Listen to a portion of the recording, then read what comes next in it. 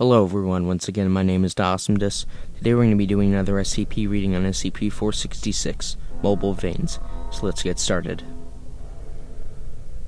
Item number SCP-466, Object Class Euclid. Special Containment Procedures. SCP-466 is locked in a 5 meter by 5 meter by 5 meter room. SCP-466 is to be fed 5 times a day through a one-way slot in the steel door, with low iron meals of mass below 0.1 kilograms. The key to the door is accessible only to level 3 or higher higher personnel. Description: it is unknown if SCP-466 is a separate pathogen affecting a human host or the human host itself. Current theory suggests the former. For clarity, the host individual will be referred to as SCP-466-2, and the possible infective agent as SCP-466-1. SCP-466-2 is a pre-adolescent Asian female, unnoticeably underweight and claiming to be 11 years old. SCP-466-2 exhibits anomalous vascular hypertrophy, particularly along the skin.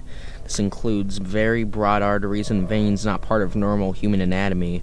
The continually increasing mass of blood vessels is gradually displacing and eroding SCP-466-2's muscles and organs. SCP-466-2 is estimated to have approximately blank liters of blood. The excess vessels will sometimes rearrange under the skin, which is extremely painful. If the host or hypothesized pathogen is threatened, the excess vessels will physically tear the skin and extend up to blank meters outward. These defense vessels will constrict threats until neutralized. If cut, they hemorrhage as expected and will be replaced by more vessels from deeper inside SCP-466-2's body.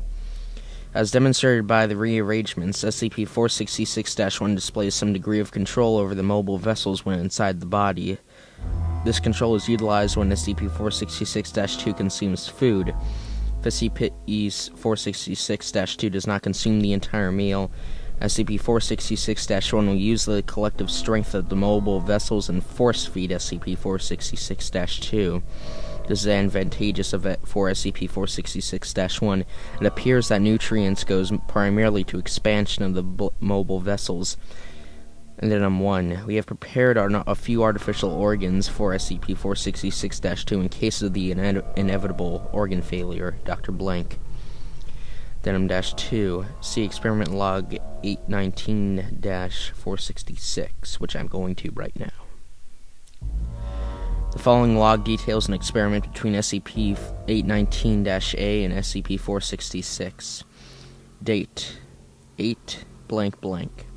Preface: attempts to siphon blood from SCP-466-2 have met with resistance from SCP-466-1, which appears to associate Foundation intervention with physical threat.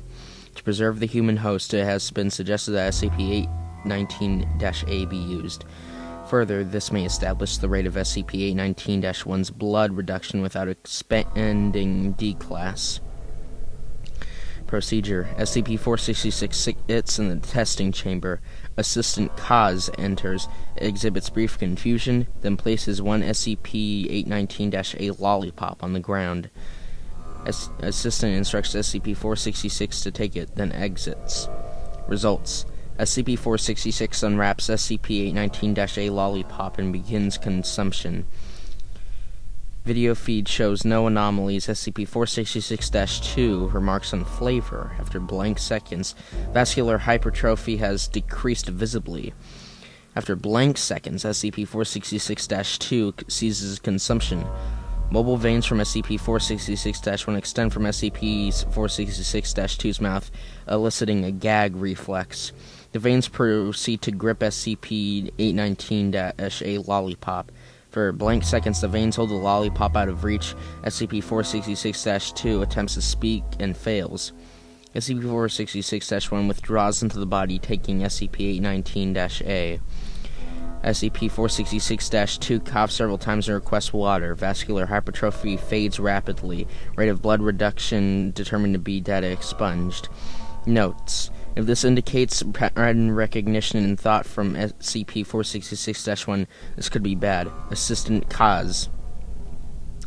Incident Report 819-466. SCP involved SCP-466 and SCP-819.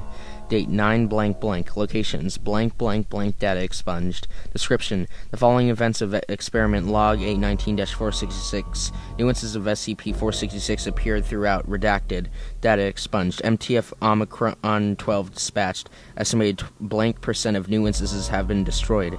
Notes: this explains where the fluids drained by SCP-819 go. Upgrading SCP-819 to Euclid suggested. Assistant Kaz. Hospital records will be retroactively monitored to find other possible victims of these fluid transfers. Details on symptoms to be sought or out are listed in SCP-819. Dr. Blank. So, obviously, SCP-466, as the name suggests, are mobile veins that sort of exist on their own mind and basically sort of like in a parasite. They infect the host and basically use them, feed off of them. In this case, its form of defense is basically shooting out veins that in arteries that can basically strangle people. I have no idea what that thing was with the Incident Report A19-466, possibly a containment breach of some sort. It said MTF Omicron 12 dispatched. Estimated blank % of new instances have been destroyed. So obviously that sort of gives the notion that SCP-466 did have a containment breach of some sort, along with SCP-819. Quite a very creepy little weird thing that doesn't really make sense much. This SCP.